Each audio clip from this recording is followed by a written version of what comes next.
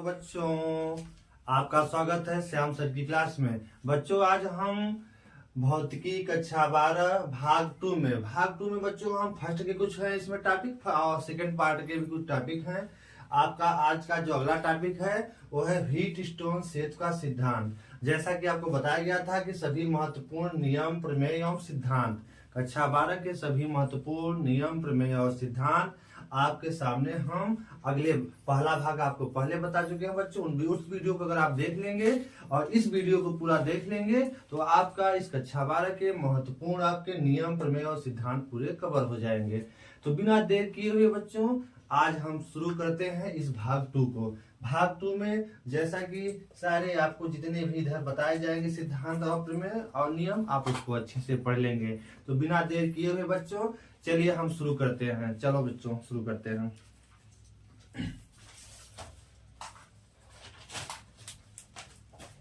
चलिए बच्चे, एक नए मोटिवेशन के साथ हम लोग आज क्लास की आगाज करते हैं। हौसलों के तर्कस में बच्चों, हौसलों के तर्कस में कोशिश का वो तीर जिंदा रखो।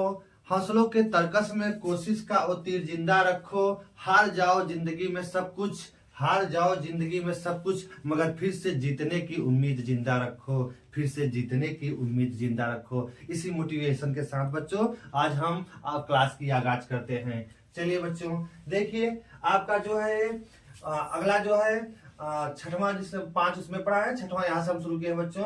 व्हीटस्टोन सेतु का सिद्धांत। जैसा कि आपको ज्ञात होना चाहिए व्हीटस्टोन सेतु का सिद्धांत क्या है। इसमें 4 प्रतिरोधों को श्रेणी क्रम में इस तरह से जोड़ा जाता है कि एक चतुर्भुज बन जाए और उन चतुर्भुज के किसी एक विकर्ण में एक धारामापी अर्थात गैल्वेनोमीटर को जोड़ दिया जाता है और दूसरे विकर्ण में एक बाह्य विद्युत सेल को जोड़ दिया जाता है। अब सेल से जब हम धारा प्रवाहित करते हैं तो उन प्रतिरोधों को इस तरह से समायोजित किया जाता है कि सेल से धारा प्रवाहित करने पर धारा मापी में कोई विक्षेप न हो। जब कोई विक्षेप नहीं होगा तो अर्थात उस समय सेतु जो होगा वो संतुलन की अवस्था में होगा और उस समय उन किन्हीं 2 प्रतिरोधों के अनुपात दूसरे 2 प्रतिरोधों के अनुपात के होता है बराबर बच्चों, अर्थात यही सिद्धांत है व्हीटस्टोन सेतु का। चलिए, जैसे कि माना आपके पास 4 प्रतिरोध हैं। एक प्रतिरोध आपका हो गया बच्चों, ये हो गया दूसरा प्रतिरोध, इनको श्रेणी क्रम में हम जोड़ते चल रहे हैं। ये आपका तीसरा प्रतिरोध है, इसके श्रेणी में जोड़ दे रहे हैं। देखिए बच्चों, सभी चारों प्रतिरोधों को हम श्रेणी क्रम में जोड़ रहे हैं और यह एक संरचना जो बन रही है वो किसकी वजह, चारों प्रतिरोधों को मान लिया यह आपका P है, ये Q है, ये आपका R है और एक क्या है आपका S है। मतलब 4 प्रतिरोधों को इस क्रम में जोड़ा गया कि श्रेणी क्रम में जोड़ा गया कि चतुर्भुज का निर्माण हो गया। इसके किसी एक विकर्ण में हम धारामापी अर्थात गैल्वेनोमीटर को जोड़ देते हैं और इसके किसी दूसरे विकर्ण में हम क्या करते हैं, एक सेल को जोड़ देते हैं। ये सेल हो गया बच्चों और ये आपका गैल्वेनोमीटर हो गया। अब हम सेल में कुंजी बना देते हैं उस सेल वाले परिपथ वाले में। जब हम इसमें कुंजी लगाते हैं बच्चों, जब इसमें हम कुंजी लगाते हैं तो यहाँ पे इस सेल से एक धारा बहती है जो कि धारा अब जाएगी इसमें। तो अब ऐसा इसका सिद्धांत क्या कहता है, एक बार हम यहाँ से देख लेते हैं। इसमें 4 प्रतिरोधों को श्रेणी क्रम में जोड़कर एक चतुर्भुज बनाते हैं, जैसा कि हमने एक बना दिया। इस चतुर्भुज के एक विकर्ण में एक धारामापी को जोड़ा गया है तथा अब धारामापी तथा दूसरे विकर्ण में एक सेल को जोड़ देते हैं, जोड़ा गया है। तो एक दूसरे विकर्ण, यहाँ देखिए दूसरा विकर्ण है जिसमें एक सेल को जोड़ दिया जाता है। अब इन चारों प्रतिरोधों को इस प्रकार समायोजित करते हैं, इन प्रतिरोधों के मानों को इस प्रकार समायोजित करते हैं कि सेल द्वारा सेतु में वैद्युत धारा प्रवाहित करने पर धारामापी अर्थात गैल्वेनोमीटर में कोई विक्षेप न हो, शून्य विक्षेप की स्थिति हो। तो सेतु उस समय क्या होगा, संतुलन की अवस्था में कहा जाएगा, अर्थात सेतु संतुलन में होगा। इस दशा में किन्हीं 2 संलग्न भुजाओं के प्रतिरोधों का अनुपात अर्थात P/Q बराबर किसके होगा, R/S या फिर Q/S बराबर P/R के होगा। तो किन्हीं 2 संलग्न भुजाओं के प्रतिरोधों का अनुपात शेष 2 भुजाओं के प्रतिरोधों के अनुपात के क्या होता है बच्चों, बराबर होता है। अतः P/Q बराबर R/S, यही है व्हीटस्टोन सेतु का सिद्धांत है बच्चों। इस तरह से आपका व्हीटस्टोन सेज का सिद्धांत पूरी तरह से कंप्लीट होता है। चलिए हम लोग अगले स्टेप की ओर बढ़ते हैं, अगले नियम की ओर चलते हैं। जैसा कि अगला नियम है आपका एम्पियर का परिपथीय नियम। हाँ बच्चों देखिए, आपका अगला नियम है एम्पियर का परिपथीय नियम। जैसा कि यह है एम्पियर का परिपथीय नियम। एम्पियर का परिपथीय नियम क्या होता है?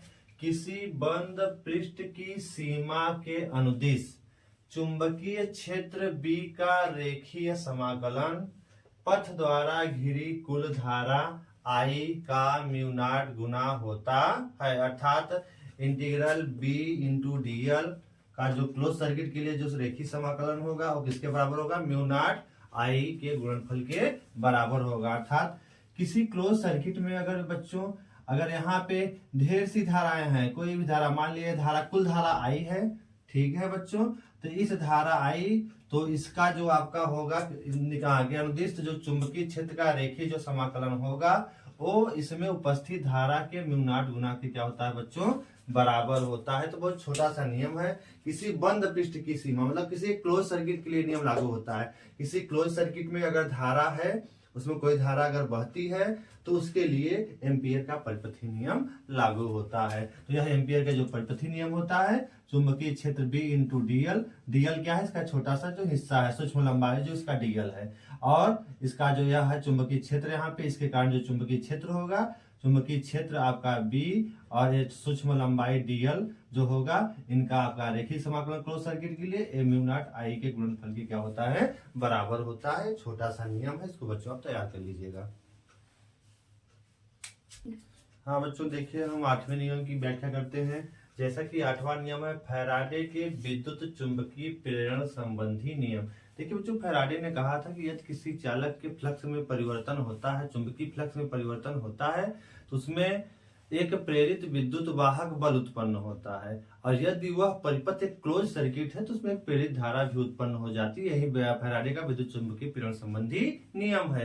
तो उसी नियम के आधार पर इन्होंने अपने नियम को व्यक्त किया। इन्होंने कहा कि जब किसी परिपथ से बद्ध चुंबकीय फ्लक्स में परिवर्तन हो रहा होता है तो परिपथ में एक प्रेरित विद्युत वाहक बल उत्पन्न हो जाता है, जिसका परिमाण चुंबकीय फ्लक्स के परिवर्तन के ऋणात्मक दर के बराबर होता है। अतः प्रेरित विद्युत वाहक बल E बराबर माइनस डेल्टा फाइव V अपान डेल्टा T। अर्थात बच्चों इन्होंने कहा कि अगर कोई बंद परिपथ है, कोई परिपथ है, अगर उसमें कंटिन्यू उसके फ्लक्स चुंबकीय फ्लक्स में परिवर्तन अगर जारी है, तब अगर चुंबकीय फ्लक्स में परिवर्तन जारी है तो उसमें एक प्रेरित विद्युत वाहक बल उत्पन्न हो जाता है। और उस प्रेरित विद्युत वाहक बल का परिमाण कितना होगा उसको फैराडे ने अपने प्रथम नियम में व्यक्त किया। उन्होंने कहा कि जो प्रेरित विद्युत वाहक बल उत्पन्न होगा उसका जो परिमाण होगा वो उस चालक के फ्लक्स में परिवर्तन की ऋणात्मक दर के बराबर होता है। तो इस तरह से आप इनके पहले नियम को समझ सकते हैं। तो फैराडे का जो पहला नियम था विद्युत चुंबकीय प्रेरण संबंधी, वो किसको बताता है? विद्युत वाहक बल के परिमाण की व्याख्या करता है कि परिमाण का मान आप कैसे निकालेंगे। और जो फैराडे का द्वितीय नियम है वो बताता क्या है कि प्रेरित विद्युत वाहक बल का जो मान है वो तो आपको पहले नियम में पता चल गया। तो दूसरे नियम में उन्होंने बताया कि इसकी दिशा क्या होगी, इसकी दिशा हम लोग कैसे ज्ञात करेंगे। तो उन्होंने कहा दूसरे नियम में किसी परिपथ में प्रेरित विद्युत वाहक बल अथवा प्रेरित धारा की दिशा सदैव ऐसी होती है कि यह उस कारण का विरोध करती है जिससे कि वह क्या होती है? स्वयं उत्पन्न होती है। मतलब परिवर्तन का विरोध, मतलब जो प्रेरित विद्युत वाहक बल या प्रेरित धारा उत्पन्न होती है वह जिस कारण से उत्पन्न होती है उसी का विरोध करती है। अर्थात यह इसकी दिशा हमेशा ऐसी होती है जिस कारण से उत्पन्न हुई उसी का विरोध करती है। इस तरह से इनके दोनों नियम आसानी से समझ सकते हैं। पहला नियम प्रेरित विद्युत वाहक बल के परिमाण को बताता है, दूसरा उसकी दिशा को बताता है। इस तरह से आपके दोनों नियम कवर हो गए बच्चों। चलिए हम लोग अगले नियम की व्याख्या करते हैं बच्चों। हाँ बच्चों देखिए लेंज का नियम। देखिए बच्चों, फैराडे ने तो शुरू में अपने विद्युत चुंबकीय प्रेरण संबंधी नियम में तो पहले नियम में बता दिया कि भैया वो जो आपका प्रेरित विद्युत वाहक बल है उसका परिमाण कैसे निकालेंगे। उसी बीच में लेंज नामक वैज्ञानिक ने उनसे पहले बता दिया कि भैया जो प्रेरित विद्युत वाहक बल है या उसकी जो प्रेरित धारा है उसकी दिशा सदैव ऐसी होनी चाहिए कि वह जिस कारण से उत्पन्न होती है उसी का विरोध करती है। तत्पश्चात फैराडे ने फिर अपने द्वितीय नियम में भी इसी बात को दोहराई है जो हमने अभी आपको बताई। तो लेंज का नियम कह दीजिए, जो लेंज का नियम है वही फैराडे का दूसरा नियम है। लेंज ने भी उस बात को दोहराई, अपने बात में बताए थे किसी परिपथ में प्रेरित विद्युत वाहक बल या प्रेरित धारा की दिशा सदैव ऐसी होती है कि वह जिस कारण से उत्पन्न होती है उसी का विरोध करती है, जो बाद में इसे लेंज के नियम को फैराडे के द्वितीय नियम में जोड़ा गया। अर्थात ये आपका लेंज का नियम है जो कि एकदम इजी है और इसी लेंज के नियम को फैराडे के द्वितीय नियम के नाम से भी जाना जाता है। हाँ बच्चों, चलिए हम लोग प्रकाश के अगला नियम जो है प्रकाश के परावर्तन का नियम। प्रकाश के परावर्तन के दो नियम है, प्रकाश के परावर्तन का प्रथम नियम, प्रकाश के परावर्तन का द्वितीय नियम। बच्चों आप लोग ध्यान पूर्वक पढ़ नहीं रहे, आपका पढ़ने में बिल्कुल मन नहीं लग रहा है। लग रहा है कि आज आप लोग एकदम नींद आनी शुरू हो गई है, आप लोग पढ़ाई लिखाई में मन नहीं लग रहा है। इसलिए आप लोग पढ़ाई थोड़ा किया करें, पढ़ेंगे तभी तो आपको समझ में आएगा और आप एग्जाम में अच्छे से नंबर पा पाएंगे। आप ध्यान से पढ़िए, बहुत इजी है प्रश्न, बहुत इजी, बहुत मतलब कक्षा 6 से आप जब पढ़ना शुरू करते हैं तभी से प्रकाश के परावर्तन के नियम के बारे में थोड़ा थोड़ा आपको बताया जाता है। तो यहाँ थोड़ा सा एक बार हम रिविजन आपको करा देते हैं। प्रकाश का प्रथम परावर्तन का जो प्रथम नियम है, आपतित किरण, परावर्तित किरण तथा इस पर खींचा गया अभिलंब तीनों जो होते हैं, अभिलंब एक ही तल में, तीनों एक ही तल या एक ही बिंदु में स्थित होते हैं जिसे आपतन बिंदु कहते हैं। अर्थात आपतित किरण, परावर्तित किरण तथा इस पर खींचा गया अभिलंब एक ही बिंदु में स्थित होते हैं जिसे आपतन बिंदु कहते हैं और यह बिंदु जिस तल में स्थित होता है उस तल को आपतन तल कहते हैं। यही है आपके परावर्तन का प्रथम नियम। अर्थात बच्चों अगर मान लिया ये पहला माध्यम, इधर क्या है आपका दूसरा माध्यम, इधर से कोई प्रकाश स्रोत से कोई प्रकाश की किरण अगर आ रही है, यह किरण आपकी कौन सी किरण होती है? आपतित किरण होती है। कौन सी किरण है? आपकी आपतित किरण है।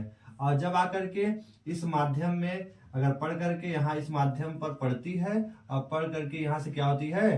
टकरा करके पुनः उसी माध्यम की ओर क्या जाती है? वापस चली जाती है। और अगर हम इसी पर एक अभिलंब डाल दें तो यहाँ पे अभिलंब आपका नॉर्मल है, अभिलंब है, और आपकी ये कौन सी किरण है? परावर्तित किरण है, परावर्तित किरण है। तो इस समय बच्चों आपका जो होगा, ये थोड़ा सा टेढ़ा है बच्चों, इसको सीधा कर देते हैं। चलो बच्चों, आपतित किरण और अभिलंब के बीच बना कोण जो आपका है इंसिडेंट एंगल, अर्थात आपतन कोण है। कौन सा एंगल है? आपतन कोण है। और इधर जो आपका है अभिलंब और परावर्तित किरण के बीच जो बना कोण है, कौन सा कोण है बच्चों? परावर्तन कोण है।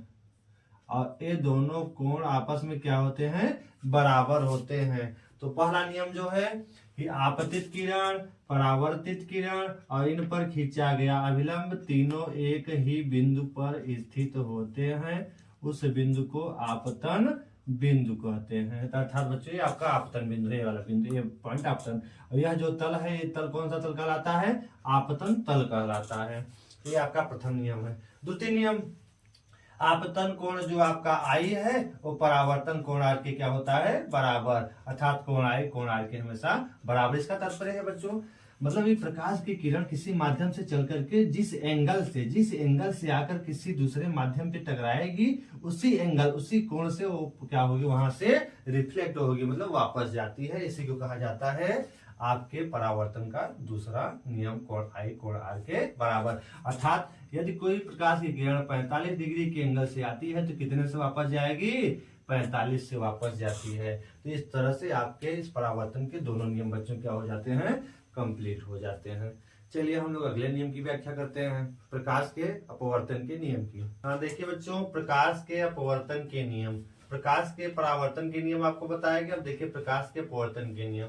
तो प्रकाश के अपवर्तन, जिस तरह से प्रकाश के परावर्तन के दो नियम होते हैं उसी तरह से प्रकाश के अपवर्तन के भी दो नियम हैं। और अगर आप अच्छे से तैयार करेंगे तो कहीं से कोई समस्या आने वाली नहीं है। प्रकाश के अपवर्तन के भी दो नियम है। प्रथम नियम से उससे थोड़ा मिलता जुलता है, थोड़ा सा अंतर है बच्चों। आपतित किरण, उसमें था परावर्तित किरण, इसमें है अपवर्तित किरण। तो आपतित किरण, अपवर्तित किरण तथा इस पर खींचा गया अभिलंब तीनों एक ही बिंदु में स्थित होते हैं, जिसे आपतन बिंदु कहते हैं। तो देखिए बच्चों, आपका ए है कहीं किसी प्रकाश स्रोत से चलकर आने वाली किरण अर्थात आपतित किरण जैसे ही आई है, यह आपका है माध्यम।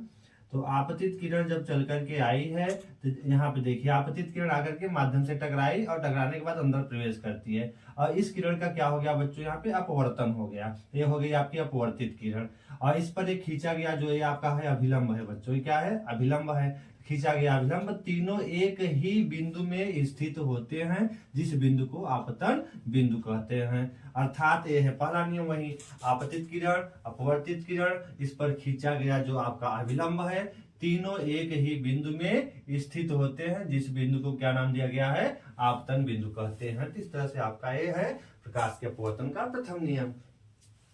प्रकाश के अपवर्तन का द्वितीय नियम बच्चों देखिए, एक वर्णीय प्रकाश अर्थात किसी एक कलर, देखो प्रकाश में बच्चों 7 कलर होते हैं, उसमें से किसी एक कलर प्रकाश के लिए हम बात होती है, तो किसी एक है, तो एक वर्णीय प्रकाश के लिए आपतन कोण की ज्या अर्थात साइन, तो आपतन कोण की ज्या अर्थात साइन आई, तथा अपवर्तन कोण की ज्या अर्थात साइन आर जो होता है का अनुपात हमेशा क्या होता है बच्चों, एक नियतांक प्राप्त होता है, हमेशा नियत रहता है, जिसे पदार्थ का अपवर्तनांक कहते हैं। तो यहाँ पे आपका वही बताया गया कि अगर आपके आपतित किरण आपतन कोण की ज्या अर्थात साइन आई और अपवर्तन कोण की ज्या अर्थात साइन आर, इनका जो अनुपात होता है हमेशा क्या होता है, नियतांक होता है। इसको पदार्थ का क्या कहा जाता है बच्चों, पहले माध्यम के सापेक्ष दूसरे माध्यम का अपवर्तनांक कहा जाता है। इस तरह से आपके प्रकाश के अपवर्तन के भी दोनों नियम कंप्लीट हो जाते हैं। तो इसको आप तैयार कर लेना है। देखो आप बड़े आराम से पढ़ा करो, आप लोग पढ़ने में बहुत लापरवाही करते हैं।